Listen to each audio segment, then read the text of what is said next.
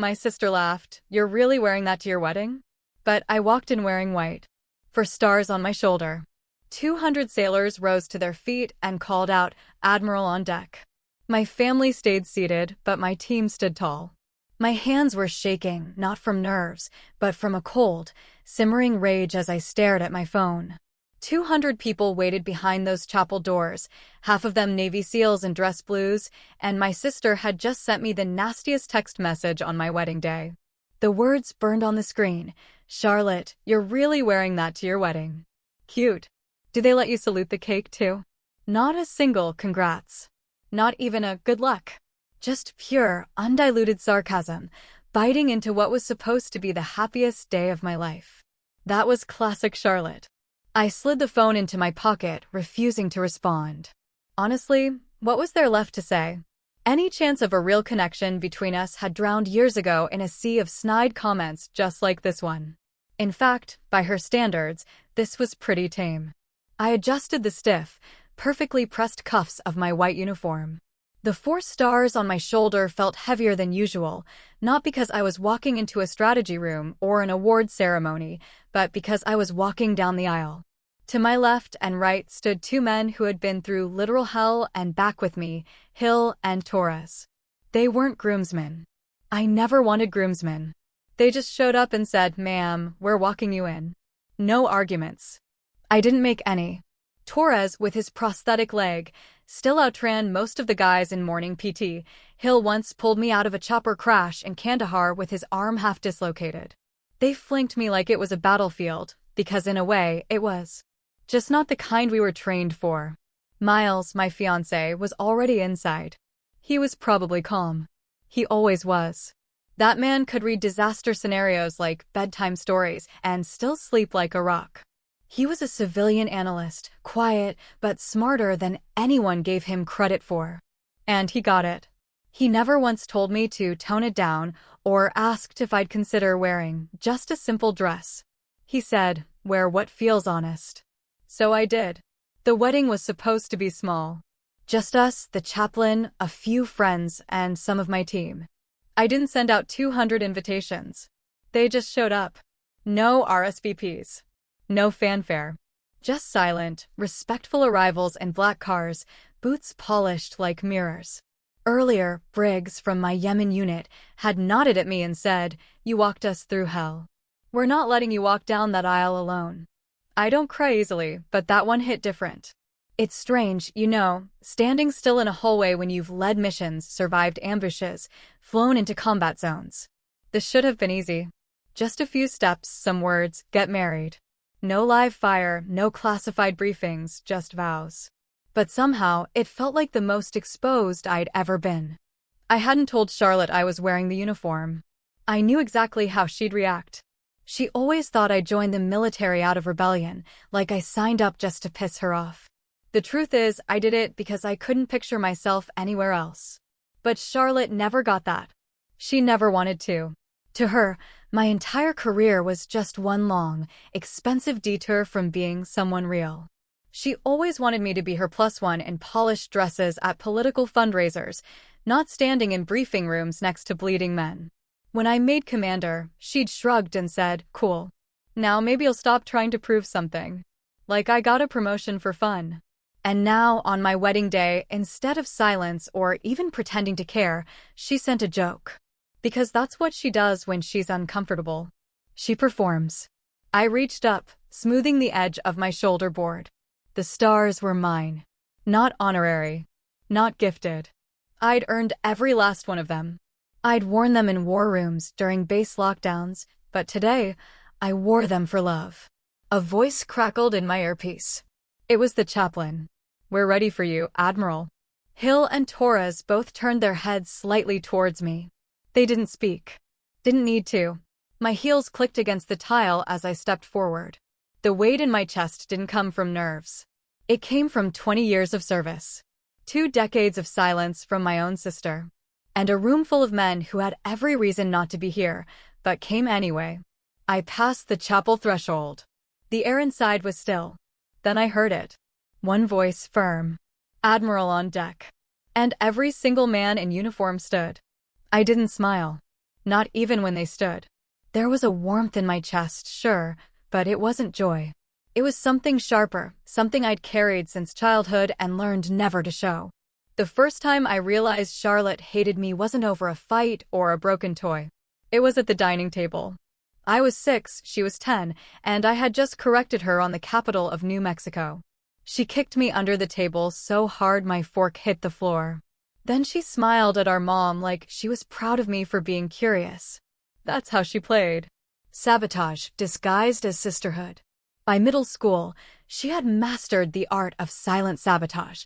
If I got a certificate for good behavior, she'd roll her eyes loud enough for the whole dinner table to feel it. If I made the honor roll, she'd accidentally forget to pass on the flyer. And every time she won something, and she always did, she made sure to thank Mom and Dad loudly for raising a real winner. They adored her. Or maybe they were just exhausted. Charlotte was magnetic in public, cutting in private. She'd wear pearls to student council meetings and then casually remind me I was too intense for boys. Once, when I was 15, I asked if I could borrow her black flats for an ROTC banquet. She handed me the box, then told her friends at school I'd worn funeral shoes to a dance. I found out the next day when someone taped a dead flower to my locker. Mom was the buffer. She'd slip me poetry books, tell me storms made strong birds, not broken ones. Dad was neutral at best. He worked long hours for a defense contractor and treated parenting like a weekend command post. He liked order, silence, and results. Charlotte gave him all three. I gave him questions, attitude, and ambition. Not the right kind. Either that or the kind he thought belonged to men. But the moment I truly understood how far Charlotte would go came during senior year. I decided to apply to the U.S. Naval Academy. I didn't ask for her approval. I didn't even tell her until after I mailed the application. She laughed, said, "You in uniform? What are you going to do? Yell people into submission?" Then one day, my acceptance packet didn't arrive. The academy said my transcripts were never submitted. I knew I'd sent them. I tore apart my room, my email, my folders. Nothing. A week later, Mom pulled me aside. She'd found a sealed envelope with my transcripts in Charlotte's desk drawer. I confronted her. She shrugged. "I didn't think you'd actually go through with it." Like she was doing me a favor. Like she knew better. We didn't speak for 2 months. Not that it mattered. I reapplied, this time making sure everything was tracked and confirmed. When the second packet came, I opened it on the porch by myself. I didn't tell Charlotte. I didn't even tell my parents. I just circled the date in my calendar, packed my things, and left for Annapolis. At the swearing-in ceremony, I stood in a sea of white. Uniforms, heart pounding, hands steady. I spotted them. My mom blinking back tears, Dad arms crossed, Charlotte in sunglasses too big for her face, chewing gum like she was bored to death. She stayed just long enough to snap a photo for her social media and left before the anthem played. That night, she posted it with the caption, "Little sis finally made it to costume camp." I didn't reply. I didn't need to. Something shifted that day. The way I saw her, the way I saw myself. She was never going to clap for me. Not in private. Not in public. Not ever. And once I accepted that, everything got easier. At the academy, I learned how to eat in 5 minutes, shine boots with spit, and absorb insults without blinking. But none of it was harder than growing up in Charlotte's shadow. That training started young, lasted years, and taught me the most important rule: respect doesn't always come from family. Sometimes it doesn't come at all. What did come was grit. I wasn't top of my class, but I was close. I didn't win awards for charm, but I led by showing up, shutting up, and doing the work. Charlotte once said I had the personality of a filing cabinet. I took it as a compliment. When I graduated, they called my name, and I stepped across the stage, uniform pressed, spine straight. My mom cried. Dad clapped once. Charlotte? She wasn't there. I found out later she had RSVP'd, booked a flight, then canceled last minute because a television anchor job opened up in Dallas. She got the job. I got the silence. I didn't expect more. That was the secret. Lower your expectations and you stop bleeding from predictable wounds. I learned that young. Learned it at the kitchen table, under polished smiles and backhanded praise. I didn't carry resentment from those years. I carried something cleaner, colder. The kind of resolve you earn when you stop trying to be someone's version of worthy and start becoming your own definition of it. I folded that lesson tight and tucked it into the seams of every uniform I ever wore. I never called her after graduation. I didn't need her to pretend to care. I had a duffel bag, orders for Fort Oglethorpe in Georgia, and one slightly wrinkled photo of my mom tucked between a pack of granola bars and a bottle of aspirin. That was enough. The first thing they taught me on base wasn't tactical or strategic. It was psychological. You're either a presence or you're a problem. I was a presence. Quiet, punctual, unshakable. Still, walking into that operations office in my first assignment felt like stepping into a bar where everyone knew each other and no one wanted a new name on the stool. Especially not mine. Are you lost, sweetheart? That was the welcome I got from a sergeant who hadn't shaved in a week. His name tag read Danner. His tone read dismissive. I didn't flinch. I just said, looking for the person who signs the logistics clearances. Turned out it was him. That didn't help. My official assignment was Naval Logistics Liaison. Unofficially, I was the person they tested. Forgot to invite to briefings. Skipped on coffee runs. Ignored in the hall. The first few weeks were all sideways glances and inside jokes I wasn't part of. That's how you learn the real structure of a unit. The rank on your shoulder matters less than the way they look at you when you walk into the room. Most of the guys had served together for years. Their jokes were coded, their stories repeated and polished. I was an intruder with a clipboard and a spine that refused to bend. I didn't ask for respect. I acted like I already had it. That irritated them, but I wasn't there to make friends. I was there to keep trucks moving, gear accounted for, missions flowing without a single bullet missing. And I was good at it. My reports were spotless, my coordination airtight. By the end of the second month, one of the lieutenants stopped triple-checking everything I submitted. Progress. Even then, I kept my voice low and my eyes open. You learn more from what people don't say. I didn't try to prove anything. Just showed up before everyone, stayed after, and left no room for questions. I knew what they called me behind my back. Quota Icebox, Miss Naval Barbie. They thought I'd crack eventually. Instead, I reorganized the entire depot in 3 weeks and cut shipment errors by 40%. When the colonel asked who did it, Danner tried to take credit. I let him. He knew everyone did. The next day, he passed me a mug of burnt coffee and said, "Not bad, Brennan." That was the first unofficial handshake. Meanwhile, Charlotte had started anchoring morning segments in Phoenix. Every time I turned on the television in the mess, there she was. Perfect lighting, perfect hair, a fake sincere voice as she read headlines between fitness ads and weather reports. One night, a guy from my unit pointed at the screen and said, "Hey, isn't that your sister?" I nodded.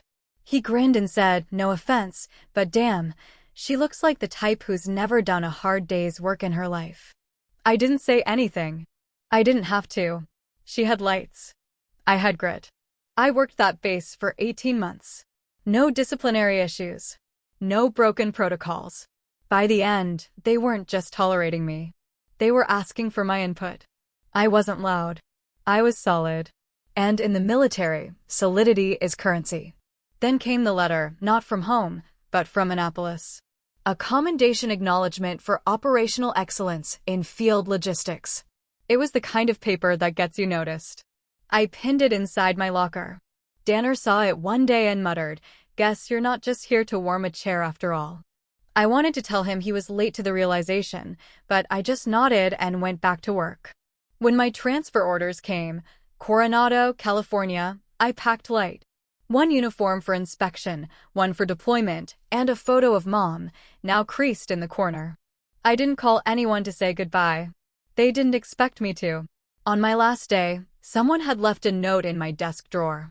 No name, just 5 words on a sticky note. Not bad for a quota. I didn't smile. I just folded it and kept it. Proof that sometimes you don't need applause to win the room. You just need to stay standing until they run out of reasons to push you down. The flight to Coronado felt like crossing into another country. Everything at Fort Oglethorpe had been slow, dusty, and half held together with duct tape and resentment. Coronado was sharp, fast, and humming with the kind of intensity that made people talk with clipped vowels and walk like they had somewhere more important to be. My assignment was to Naval Amphibious Base Operations, SEAL Logistics Support. Not glamorous, but crucial. It was the kind of job where if you screw up, a mission doesn't just fail. People die. And I knew the unspoken truth walking in. No one was going to trust a woman pushing paperwork unless she did it so flawlessly that they couldn't afford not to. Day 1. The chief petty officer glanced at my file, then at me, and asked, "You sure you're not in the wrong place?" I told him I was right where I was assigned. He muttered something about PR stunts and waved me toward the supply cage. My official title was Operations Coordinator. Unofficially, I was the newbie with zero field cred, a tight bun, and a uniform too clean. The guys called me Icebox within the first week. Not because I was cold, but because I didn't flinch. I didn't joke back. I didn't break. Every morning I showed up 15 minutes before anyone else, reviewed requisition logs, flagged discrepancies, and sent my corrections to people who didn't want to read them. Then I sat through meetings where the men talked over each other and me, and occasionally forgot I was in the room. I answered questions only when asked. But when I did, I knew my shit. Fast. Accurate. No filler. There's a thing that happens in environments like that. When you're quiet, they assume you're weak. Then you make one decision that saves their asses. And suddenly, you're not invisible. You're unavoidable. That moment came about 2 months in. One of the SEAL teams was gearing up for a pre-deployment training cycle, and the logistics for their loadout were a mess. Missing gear, misrouted crates, expired inventory sheets. It should have taken a week to untangle. I did it in 36 hours. Alone. Then restructured the entire ordering system so it wouldn't happen again. I didn't ask for permission. I just did it. The lieutenant in charge barely looked at me when I handed him the new chain. But 2 days later, when nothing got lost and every box landed where it was supposed to, he nodded once and said, "Nice work, Brennan." That was the promotion. Not on paper. In tone. But respect is rented in places like that. Do every day. Do in silence. I still had to prove it wasn't a fluke. Charlotte sent a gift box to the office around that time. Cookies, a note with her station logo on it, and a little card that read, "Stay strong, little sis. Hope this job isn't too boring." I left the box in the common area. The guys ate it without asking where it came from. Someone said, "Your girlfriend's got nice handwriting." I didn't correct him. Week by week, I built a rhythm. I knew who double-counted ammo, who skipped chain of custody reports, who forged their commander's initials when they were late. I didn't snitch. I cleaned up their messes before they became problems. That was how you earned space in their world.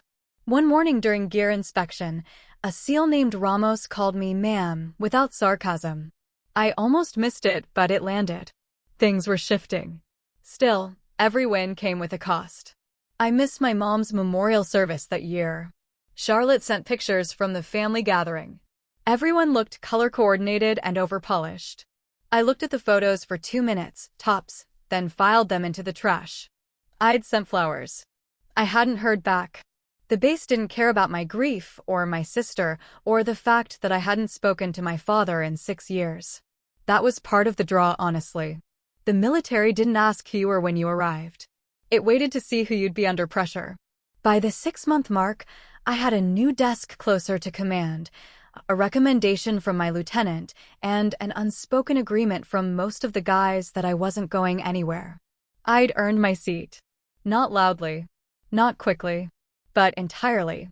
Then came the orders for a joint operation off the coast of Yemen. It wasn't supposed to involve me directly. I was logistics, not boots on ground.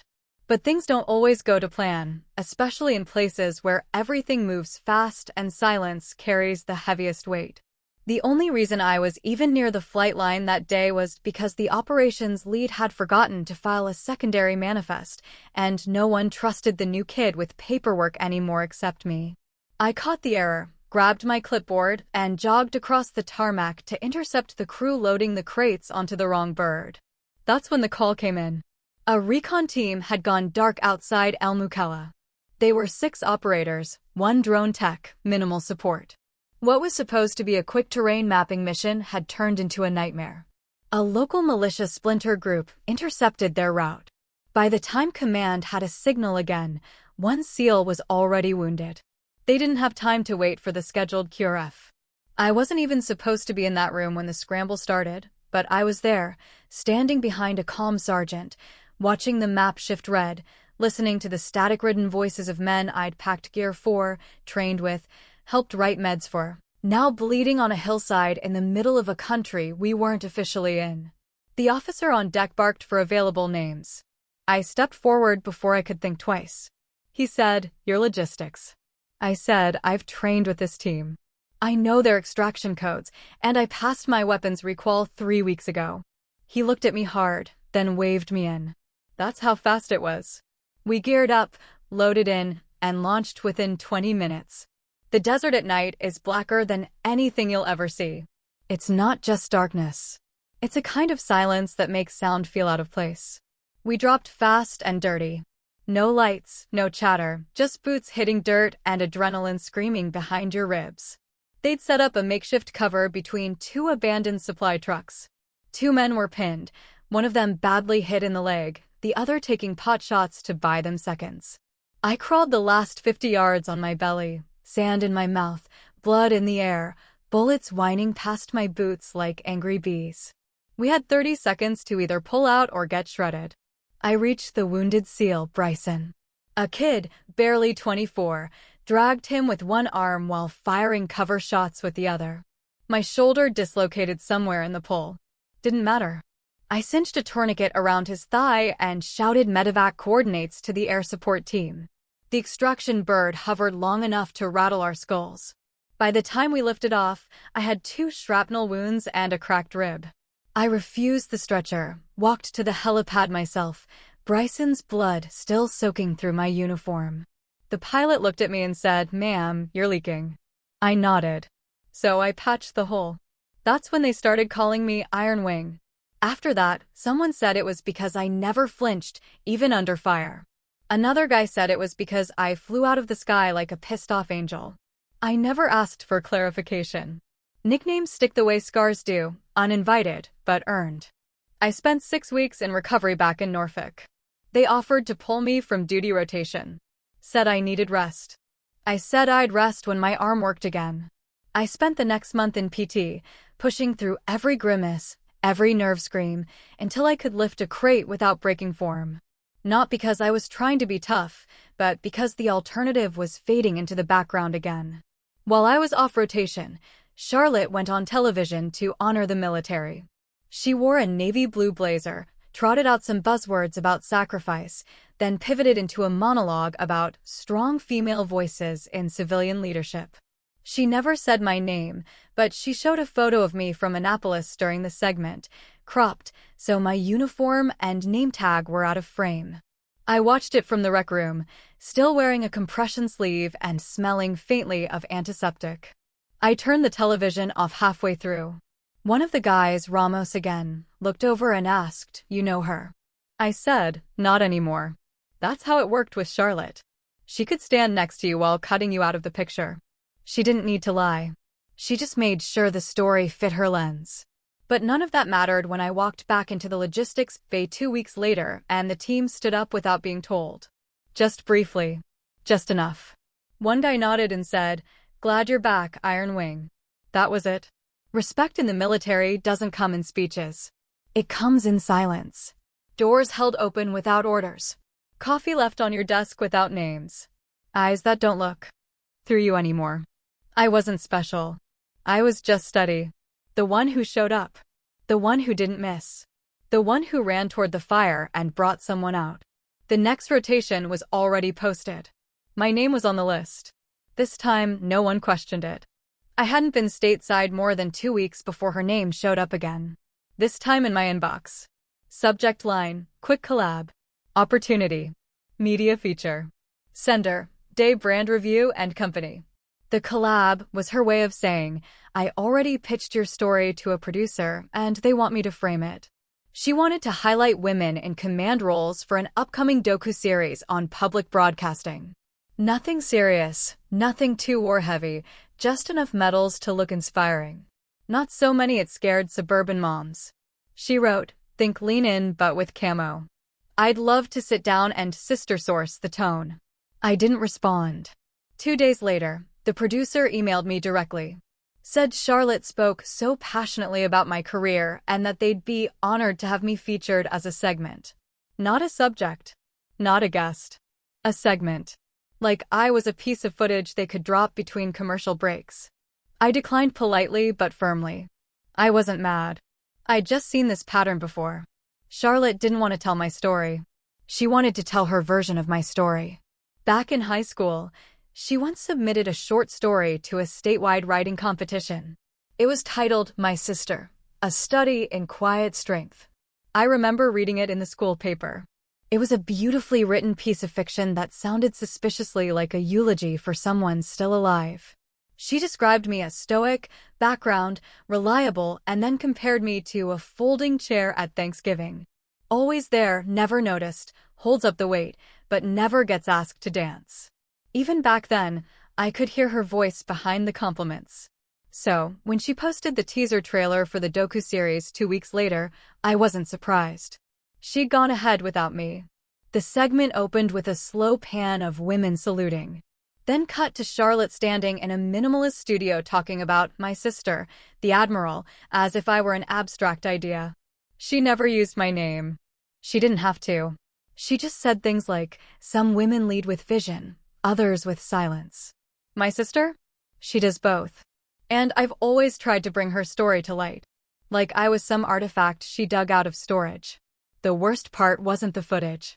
It was the people who started reaching out afterward.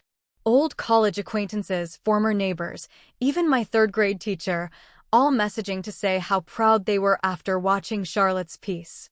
Not because of me, because of how she had told it. And Charlotte? She sent a follow-up email. No subject line, just one sentence. "See? We made a great team." That week, I was up at Fort Dalton overseeing a transitional training module for incoming junior officers. One of the guys from SEAL Team 5 pulled me aside. Big guy, heavy accent, 3 deployments deep. He said his sister once tried to take credit for a foundation he started after coming back from Fallujah. I asked what he did about it. He said, "Nothing. I just kept building the damn thing." It stuck with me. I didn't respond to Charlotte's email, but I did respond with action. I submitted my own internal proposal to Navy Command, quietly, through the right chain, for a mentorship initiative aimed at female enlisted candidates. Nothing flashy. Just structure. Access. 6 weeks later, it was approved. I started spending every Thursday night at the base learning center. No cameras. No press. Just 3 or 4 women at a time sitting across from someone who'd been through the grinder and was still standing. One night, a young corporal named Jana asked if I had siblings. I said yes. She asked what she did. I paused, then said media. She tells stories for a living. Jana smiled. That's funny. You kind of do too. You just use different tools. It wasn't meant to be deep, but it landed. Because while Charlotte was on NPR describing my leadership in poetic half-sentences, I was teaching 19-year-olds how to read tactical terrain and hold a perimeter without panicking. I didn't need a spotlight. I needed a damn working flashlight. And for once, I had it. And just when I thought I'd finally found a rhythm that made sense, the notifications started lighting up on my phone like a bad omen. The first text said, "Ma'am, it's Corporal Briers. Just checking if this email is real." It came at 2:17 a.m. I was still up, sorting through intake reports for the mentorship program. I had no idea who Briers was, but something about the timing didn't feel random. I replied, "Go ahead and forward it.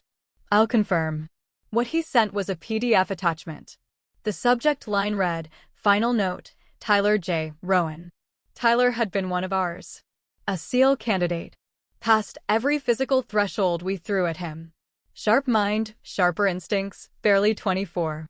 I hadn't seen his name in months. Not since his last performance evaluation. But the report hit like cold water. He took his own life at home. No note left for his parents. No letter to a friend. But in a secure draft folder on his old base email account, they'd found something. Just a few lines, saved but never sent. I know Admiral Brennan doesn't know who I am, but she changed the way I thought about this place. When she spoke, I didn't feel like a mistake. That meant something. Please tell her thank you. No punctuation. No sign-off. I sat back, completely still. There was no right protocol for something like that. You don't call their family. You don't forward the message to the chaplain. You just read it. And carry it. I printed a copy, folded it once, slid it into the front pocket of my uniform binder, right behind the first deployment orders I ever signed. The next morning, I walked into the command office and requested an emergency review of the SEAL mental fitness structure. You'd think after 20 years, the Navy would have nailed this. But what we had was a scattered checklist and a pamphlet with a hotline that half the unit didn't trust. I wasn't interested in therapy brochures. I wanted human contact. Monthly check-ins, scheduled and enforced. One-on-one sit-downs, not checkboxes. The paperwork pushback was instant. Logistics, manpower, risk assessment. Everything but logic. But I kept going because I wasn't doing this for a system. I was doing it for a kid I never really knew, but who for one moment thought I saw him. And apparently, others felt it too. That week, 2 more anonymous notes found their way into my inbox. One was scribbled on the back of a torn cafeteria schedule and scanned.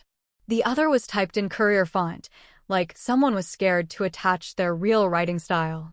Both said the same thing. Thanks for saying it out loud in that training room. We didn't know anyone saw us. No names, no ranks. Just echoes. I shared them with no one except for Lieutenant Jack Baines, my second in command, and one of the few people I trusted to call me out when I was being too polite for my own good. He read both messages, handed them back without a word, then said, "We're losing more to silence than to combat." That's a leadership failure, not yours. There's real work here. So, we started building something under the radar. We called it Operation Glasshouse.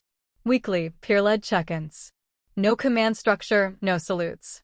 Just a room, coffee, a closed door, and honesty. We made it opt-in, then quietly made sure ever. Why team leader opted in first?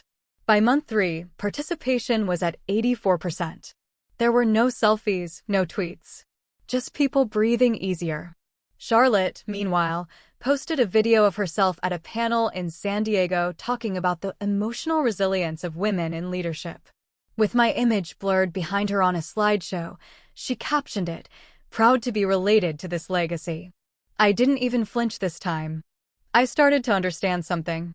The loudest people weren't always the ones leading. They were just holding the mic. Real leadership, the kind that changed outcomes, not just optics, usually happened in rooms with bad lighting and dented mugs. Like the one I walked into on a Thursday night and found Corporal Avalon waiting. She stood when I entered, said, "You probably don't remember me, but you yelled at my squad last winter for losing track of formation timing during storm drills."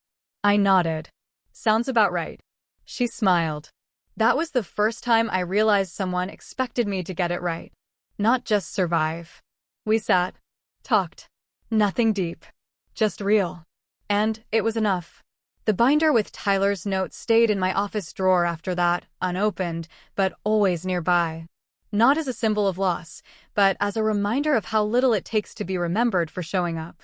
And when the memo from SEAL Command landed on my desk requesting I take over direct oversight of SEAL Team 9, the only thing I thought of wasn't the rank, or the logistics, or even the new ops tempo.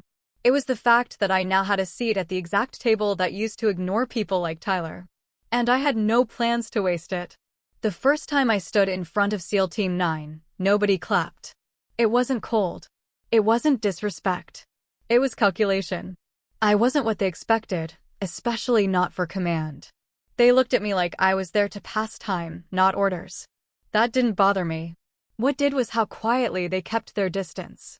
Not one asked about my record. Not one challenged my leadership face to face. They were waiting for failure. For permission to ignore me.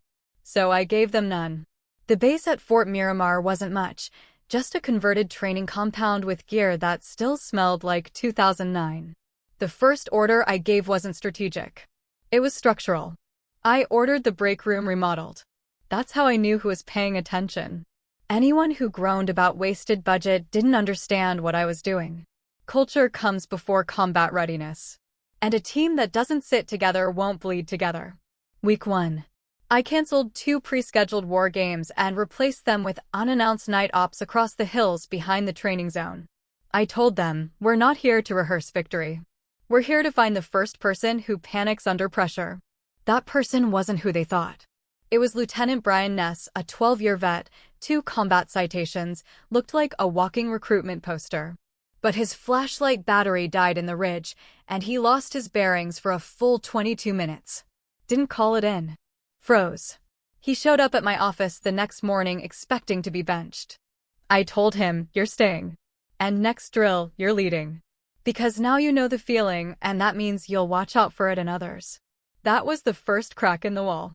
After that, the silence started to shift. I didn't try to be one of them. I didn't eat with them or joke with them during briefings, but I was always visible. I watched every exercise. I walked the perimeter instead of writing it. I showed up before they did and left after. The nickname started about 2 months in, not in public, just among the squad leads. Iron Hand. I heard it once, half-whispered behind me during debrief. I pretended not to catch it, but it stuck. We ran 2 full-scale joint op simulations that quarter. 0 serious injuries. Highest overall evaluation score in the region. SEAL Command took notice. So did the men. One night, after a late post-op report review, Chief Sandoval knocked on my door. I thought it was paperwork. Instead, he sat across from me and said, "Permission to speak freely, ma'am?" I nodded. You run us hard. Some think too hard. But nobody questions if you'd show up when it gets real. He didn't wait for an answer. He just stood, saluted, and left. A week later, a former squad leader named Hamlin sent a transfer request, specifically requesting reassignment under my command. It was the first of 8. The request form started stacking. Men with prior conflicts, disciplinary flags, or just reputations for being difficult. They weren't looking for a soft landing. They were looking for someone who didn't flinch when things cracked open. I didn't take all of them, but I reviewed every name. And when I built the new rotation schedule for deployment prep, I did something nobody expected. I asked for volunteers to join a separate platoon. Cross-branch trained, fast response, attached to disaster relief and recovery when not deployed. High impact, low glory work. 10 hands went up. That was all I needed. SEAL Team 9 started changing. Not from the top down, but from the inside out. The men trained differently, talked differently. Not softer, but sharper. Like they were done proving something to each other and ready to move with purpose. Meanwhile, Charlotte published a piece in a national magazine titled "The Cost of Hypermasculinity in Modern Warfare." She used photos from our ops deck without clearance. Claimed an anonymous source had given her insight into military emotional dysfunction. I didn't issue a statement. Instead, I sent a secure message to every team member. It read, "There's what people say about us, and there's what we build together. Only one will still be standing a decade from now." That week, Chief Sandoval handed me a box. Inside was a hand-stitched unit patch. It wasn't regulation, but the emblem was clear, a lightning bolt across a hand in salute. And beneath it, "Never small again." No explanation, no speech. I had it sewn to the inside lining of my jacket where no one could see it. But I always felt it when I moved. That's the thing with real leadership.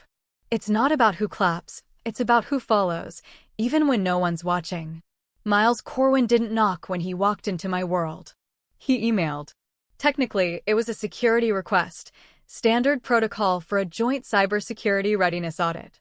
He was part of a civilian task force from the Defense Intelligence Directorate, flagged for a week-long interagency evaluation at Miramar.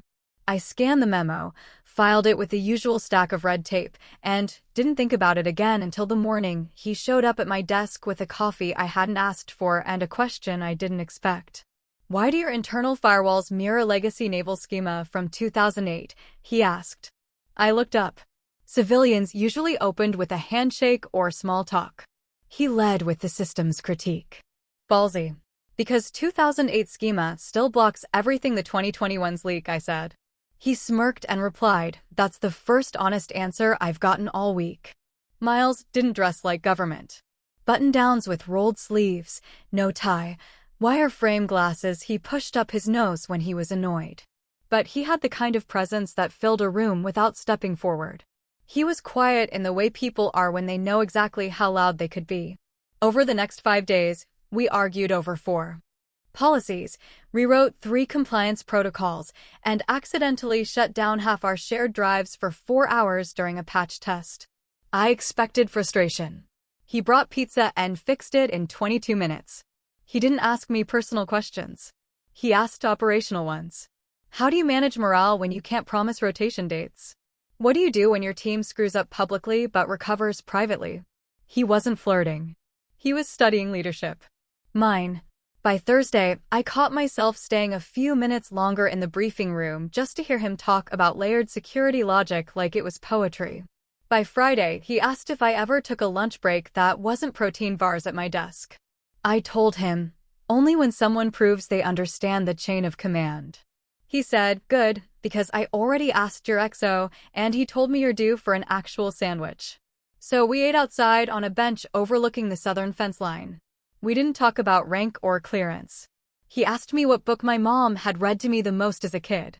I told him, Dickinson. Wild Nights, Wild Nights. He said his mom was more of a Steinbeck woman. Discipline without love is cruelty. When he left that Sunday, he didn't push. Just handed me a sticky note with his number and wrote, if you ever want to audit something other than firewalls. I didn't call. Not right away. But 2 weeks later, he sent me a PDF of a protocol rewrite he'd modeled off our conversation. The subject line said, stolen your logic. Feel free to press charges. I replied with 2 words, request granted. The back and forth turned into calls. The calls turned into dinner when I was in DC for a briefing. Dinner turned into something I didn't know how to label. Quiet companionship, consistent respect, the rare feeling that I didn't have to modulate myself down to be understood. Miles never once asked me to soften. He didn't flinch when I told him about lost men, missed calls, injuries I still felt in my spine some mornings. Instead, he said, I don't love what you do. I love how you do it. That's what matters. We didn't move fast. We moved deliberately. He didn't show up with flowers or speeches. He showed up with clarity. Like the night I got back from a 10-day training op, too exhausted to unlock my front door. He was already there. Lights dimmed. Stove on. Reading a file on military-civilian integration policies. He looked up and said, I figured you'd want protein, not small talk. I sat on the couch and watched him stir something in a skillet and realized this man would never ask me to be smaller. He didn't care about my title. He didn't want to wear it like a badge. He wanted to walk beside it. The moment I knew it wasn't just connection, but permanence, was during a conversation that lasted under 30 seconds. I told him about a young lieutenant who'd cracked under pressure in a live op. Miles listened, then said, you taught him how to survive. Who taught you? I didn't answer. He didn't press. Instead, he said, if you ever want to stop being the one who always holds the line, I'm here. Not to rescue. Just to hold the other side. No declaration. No drama. Just presence. That was the night I looked at him and said, if you ever propose to me, do it like that. Quiet. Steady. No fireworks. He smiled, leaned back, and said, good, because I already ruled out skywriters. There wasn't a single moment when Miles won me over. He didn't have to. He just stayed when most people blinked. He listened when others performed. And more than anything, he knew something nobody else had ever said out loud. I wasn't hard to love. I was hard to fake it with. And that meant he didn't try. The box arrived on a Tuesday. No return address, no card. Just a carefully folded ivory white dress uniform, pressed flat and still warm from the cleaner's steam. My name was stitched above the pocket. Rank insignia polished to a shine. Shoes wrapped separately. Inside the inner lining of the coat, someone had tucked a note. You've stood for everyone else. Now let us stand with you.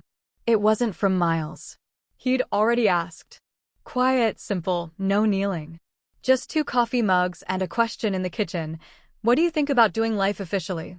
I said yes without blinking. We planned something small. Local courthouse, 24 guests, light lunch afterward. No spectacle, no staged emotion. Just people who mattered. But then Charlotte called. She started with pleasantries. Asked about venue details, dates, if I'd chosen a florist. Then came the line. I know you're probably doing that whole stoic uniform thing. I cut her off. Yes, Charlotte. I am wearing the uniform. She gave a tight laugh.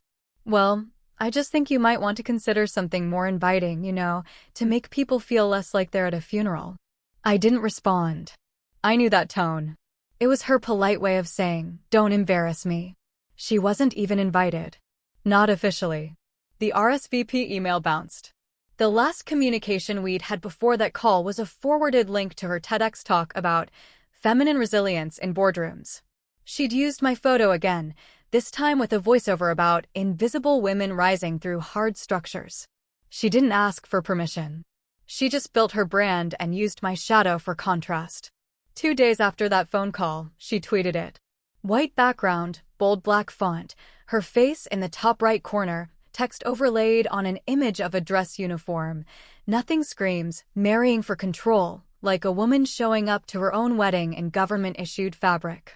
#shills. It landed at 9:14 a.m. By 9:23, it had over 5,000 likes. By noon, it was on Instagram. A few gossip accounts picked it up, mocking the bridezilla with combat boots. Some of the comments were worse than the tweet. Guests' love means never having to wear heels. Is this the military's version of cosplay? Imagine saluting your wife instead of kissing her. They didn't know who I was. Didn't know what those stripes meant or the blood it cost to earn them. I didn't say a word publicly. Neither did Miles. He just slid my phone off the table, set it face down, and asked, red or white with dinner? But others did speak. It started small. A comment thread under a Navy spouses forum. Then a stitched video by a former Marine on TikTok reading my service record line by line, ending with, she doesn't need to explain. That uniform is the reason you get to mock her in peace. By midnight, the hashtag flipped. #Admiral bride, #saluteth dress, #ironwing wedding. But none of that mattered compared to what showed up the next morning. One by one, letters started arriving. Not DMs. Not tweets. Letters. Handwritten. Folded carefully. Sent to the base, sealed with tape and reverence. A young girl from Iowa wrote, my brother says girls can't be Navy, but I saw your picture and now I'm going to be Ironheart. A retired sailor sent a ribbon bar from his first deployment with a note, I never had a daughter, but if I did, I'd want her to walk down the aisle like you. Even a few active duty members who'd never served with me reached out quietly through back channels. If you ever need a row filled, I got the dress whites ready. That's when the emails started coming. Not from the public. From the men I had trained, served beside, led. SEALs, Marines, medics, even logistics officers I hadn't seen in 8 years. Each one said the same thing in their own way. Tell us where and when. Not because of Charlotte. Not out of spite. But because the uniform didn't just represent service. It represented a truth some people didn't want to acknowledge. That you can lead with grace and still wear steel. That honor isn't gendered. That sometimes the strongest walk down the aisle, not in lace, but in legacy. I didn't respond to Charlotte's tweet. I didn't repost. I didn't rebut. But I did send one reply. Not to her. To everyone else. I posted a single photo of the uniform box, pressed and perfect, captioned with 7 words. This is what earned looks like. Then I closed the app. There was still a wedding to plan. And apparently, a guest list that was about to get much, much larger. The first to arrive was Master Chief Eric Donnelly. 12 years out, 2 hip surgeries, and still the only man I knew who could make a full room shut up just by raising an eyebrow. He walked into the chapel the morning of the ceremony, holding a white envelope with my name on it, and said, "Got your 6, Admiral." No fanfare. No announcement. Just that. Then came Tyler Keys, who once took a bullet in Panama and refused morphine because it slows my math. followed by Lieutenant Sam Brickhouse Reyes, who once deadlifted a submerged engine block to save 2 divers. Then more. Dozens. Then over 100. By 11 o'clock hours, chapel staff were scrambling to open the side wings for overflow. I stood in the back prep room, staring at myself in the mirror. Full dress whites, shoes shined, medals aligned. No veil. No makeup beyond what the Navy's grooming regs allowed. I was still me, only cleaner, only steadier. Miles was already in position near the altar. No groomsman, just him. A dark navy suit, polished shoes, and a quiet confidence. He didn't ask how many people had shown up. Didn't need to. He knew. At 12:50, my phone buzzed.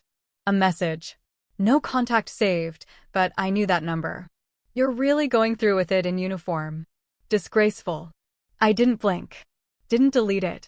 Just stared at it the way you look at a scratch on glass. Unavoidable, but irrelevant. Then I turned the phone over and slid it into the inside pocket of my uniform.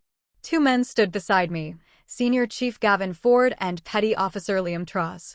Both had once crawled through a burning structure to pull me out after an intel operation in Djibouti went sideways. I owed them my spine, literally. Ford said, "You still want us flanking you?" I said, "I don't need it." Tross grinned. "That's why you're getting it." The organ began. The chapel doors stayed shut a few more seconds as the congregation rose. And then came the call. Deep. Crisp. Firm. Admiral on deck. I hadn't planned it. I hadn't asked for it.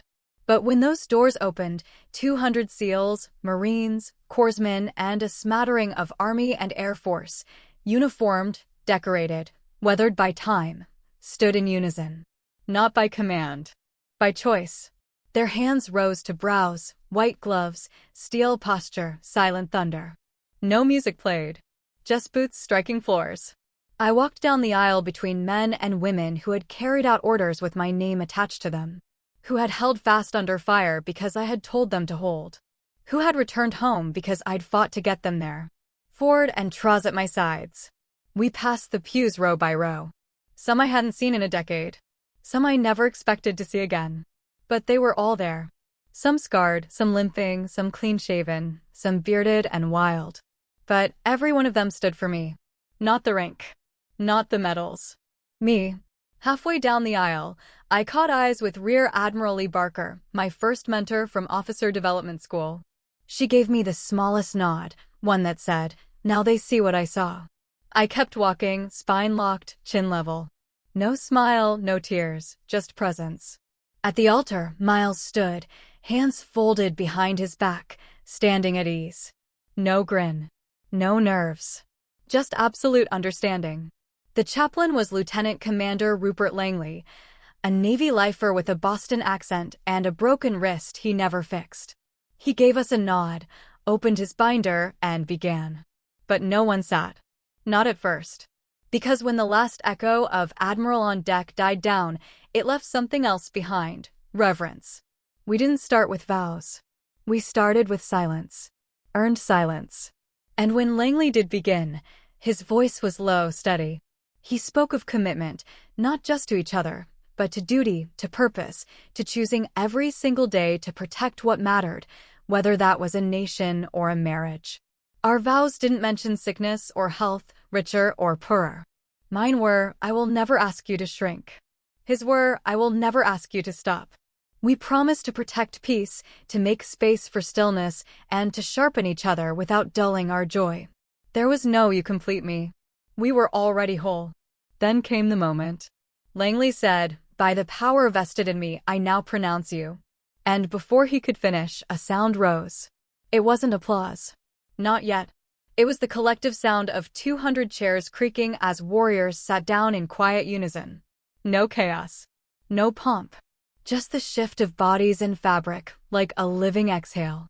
We kissed, brief, steady, then turned. A saber arch waited at the exit, not made by officers, but by enlisted. Every blade lifted by hands that had once held rifles under my command. As we walked through it, I caught sight of the last row. A man stood alone outside, visible through the rear window. Rigid posture, dress blues, arms behind his back. He didn't come inside, but he came. And that somehow registered like a crack under the surface. But I didn't stop walking, didn't slow, just stepped through the blades into sunlight that didn't burn. Just clarified. The reception was held in a hangar-turned banquet hall on base. Nothing fancy, just long tables, folding chairs, and people who didn't need floral centerpieces to feel something. The chow line stretched around the corner, heavy on barbecue, light on pretense. Nobody clinked glasses or gave toasts with polished speeches. They just came up one by one, said what they needed to say, and left behind handshakes that felt like anchors. At some point, after the third plate of brisket and someone's off-key acoustic cover of Simple Man, I stepped outside. My dress whites were still flawless, but my hair had started to come undone in the breeze. I didn't care. It felt good not to care for once. The air was cool. Spring in North Carolina always had that sharp edge of salt from the coast. I stood by a railing overlooking the field where we'd held morning drills. Quiet now, just crickets and the low hum of base generators in the distance. That's when Petty Officer Miller approached. Big guy, tatted sleeves, broke his hand once punching through a steel hatch because someone was trapped inside. He stood next to me for a minute before saying, "I didn't salute you today because you're an admiral. I did it because when my brother died, you sat in the hallway with me for 6 hours and said nothing." I didn't answer. Just reached over, squeezed his shoulder. Then he walked off. People came and went in waves. Some shared memories. Some didn't say a word. Others gave me side glances, small nods, gestures that carried weight in the way only silence can. A few brought up my mom. No one mentioned Charlotte, but I knew she had been there. I hadn't seen her face in the chapel, hadn't expected to, but I'd caught the unmistakable shape of her hair in the last row, tucked in a seat far enough back to vanish if you blinked. She hadn't stayed. She never does. At midnight, after the crowd thinned and Miles was busy corralling someone's wild toddler from crawling onto the cake table, I went back to my quarters. I peeled off my uniform, one layer at a time, each medal and button landing on the desk like a quiet punctuation mark. Then I checked my phone. No new message from my father. But one email had come in. No subject line, no signature, just a plain white field of text. They stood because you made space for them, too. You never raised your voice. You raised their worth, and I saw that today, finally. I'm sorry I laughed when you said you wanted this life. I see now it was never about chasing our approval. It was about leading without needing it. We don't salute blood. We salute truth. See? No love, Charlotte. No emojis. No plea for a reunion. But I read it 3 times. And the part that stuck wasn't the apology. It was the line about truth. Truth doesn't demand forgiveness. It demands recognition. And maybe, just maybe, she'd started to recognize something in me that had always been there, but never fit her version of worthy. I didn't respond. I didn't forward it. I just left it there. Later that night, Miles curled up beside me on the couch. He smelled like soap and bourbon and a touch of strawberry cake someone had smeared on his shirt during a hug. He asked, "Did your dad ever text again?" I shook my head. Then he said, "Did it matter?" I looked out the window where the base lights reflected off the tarmac. A place that had once felt like a battlefield now felt like a border I'd crossed. "No," I said. "Not the way it used to." And I meant it. The first thing I noticed from the stage wasn't the lights. It was the weight of 100 cadets sitting straighter when I stepped up. The auditorium at Fort Hayden had that same government-issue blandness, beige walls, retractable seating, ceiling tiles probably older than most of the recruits in the front row. But the air had that low buzz of eyes, waiting to see if the person with 4 stars on her shoulder was just another suit reading off a teleprompter. I wasn't here to lecture. I didn't bring a PowerPoint. I brought a notebook with 2 words scribbled across the top. Remember them. This wasn't a conference. It was a quiet reckoning. When they introduced me, the room clapped, polite and restrained. Not because they didn't care, but because no one really knew how to respond to a female flag officer who didn't walk in swinging a bat made of rank. I didn't mind. I wasn't here to be liked. I was here to be honest. I started by telling them about Sergeant Alan Rhee, The instructor who didn't show up for morning formation and whose locker was found full of unmailed birthday cards and a single note with my name on it. Then I told them about Lieutenant Priya Nair, who got pushed out for emotional volatility when all she did was file a harassment report her superior didn't want seen. I didn't cry. I didn't raise my voice. I just told the truth. That leadership wasn't about medals or authority. It was about seeing people before they disappeared. About asking the hard questions when no one else would. About creating a culture where toughness didn't mean silence and professionalism didn't mean pretending you're invincible. The room was still. Then I said something I hadn't planned. Respect doesn't always salute you. Sometimes it watches to see if you stand anyway. And that's when I saw her. Second row from the back, sunglasses tucked into her blouse, hair longer now, subtler makeup. But there was no mistaking her. Charlotte Breenidge. My sister. She didn't smile. She didn't wave. She just looked straight ahead like everyone else. Hands folded in her lap. I don't even know how long she'd been there. I kept going. Talked about how we rewrote the post-deployment protocols at Norfolk. How we included family reintegration counseling, whether the COs liked it or not. How the suicide rate in our unit dropped 37% over 2 years. No one clapped for that. But I saw heads nod. And then I closed with the truth that stuck in my throat more than any war story ever did. My mother once told me storms weren't meant to stay grounded. I've tried to live by that. But what I've learned more than anything, what I want every single cadet in this room to remember is this: you do not lead by being louder. You lead by listening longer. And showing up again and again, especially when it's easier to walk away. I stepped back from the mic. The applause didn't erupt. It rose slow. Not polite. Not obligated. It came from somewhere deeper than protocol. And the first person on their feet was Charlotte. No dramatics. No gasp. Just her rising from the second to last row like it was the most natural thing in the world. And then one by one, the room followed. She didn't mouth, "I'm sorry." She didn't say anything, but she clapped hard with both hands. And I didn't cry. Not then. Because for the first time in my life, my sister wasn't looking down at me or past me. She was looking directly at me on my terms. And that was enough. Charlotte's applause didn't change my life, but it changed the air in that auditorium. For the first time, I wasn't the one bridging the silence. Someone else stood up and met me halfway. That night, I didn't replay the moment like a victory. I treated it like a weather report. Something quiet had shifted. A high-pressure system finally moved on. 2 weeks later, I got the call from the Department of Defense. They were greenlighting the overhaul initiative we'd been pitching for years. Joint operations reform, mental resilience integration, ethical command training from the ground up. And they wanted me to lead it. They didn't ask for a consultant. They asked for oversight, for vision, for a blueprint that could hold weight long after I retired. I didn't hesitate. I said yes. The first site we visited was Fort Burwell, a place I hadn't stepped foot in since my first deployment. Back then, I was the junior officer assigned to a team that didn't believe in women in charge unless it was a joke. Now, I walked into that same hangar wearing 4 stars. The senior chief at the gate saluted before I even reached him. Inside, the whiteboards were full of new training models I'd written. The instructors were fresh-faced, open-eyed, eager, but grounded. I walked past one classroom where a young woman in desert camo was leading a briefing on operational stress mitigation. Her voice was steady, confident, and sharp. She turned slightly when she saw me through the window. Her name tag read Patterson, Avery. I blinked. That name had weight. After the session, she came up to me. Didn't stumble over her words or try to impress me. My dad was Corporal Nick Patterson. You pulled him out of a wreck off Mogadishu.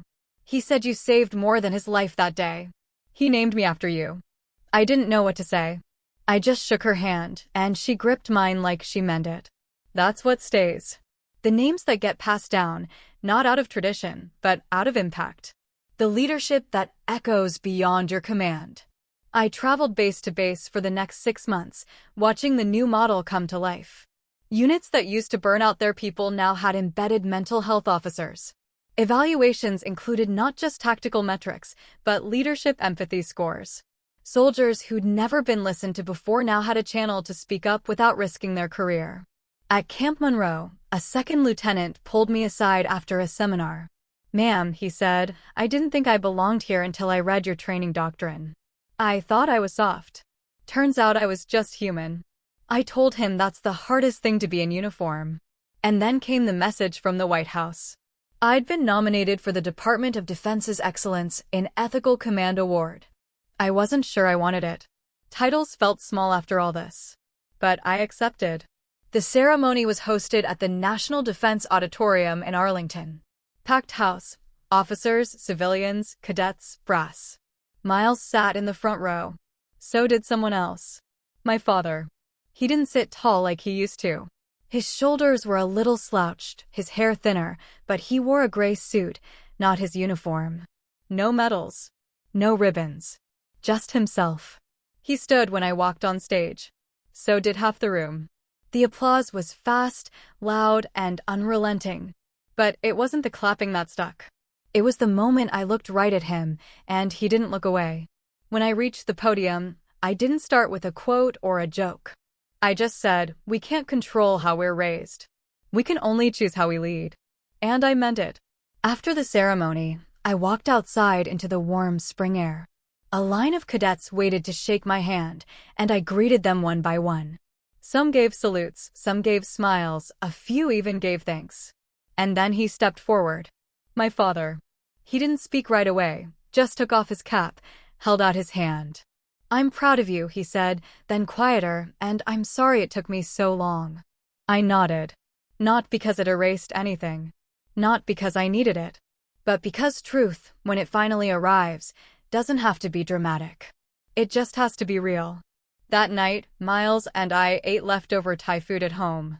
Our boots by the door, his tie undone. I sat at the kitchen table, scrolling through my inbox.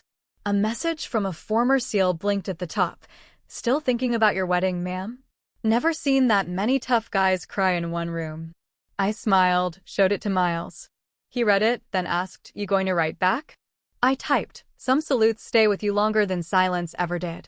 Then I turned off the phone, leaned back in my chair, and let the quiet settle. Because in the end, revenge didn't look like payback. It looked like policy change. It looked like my sister standing up. My father reaching across decades. It looked like a young cadet named Avery Patterson taking the oath in boots I once filled. And it felt like this. Like standing tall so others know it's possible.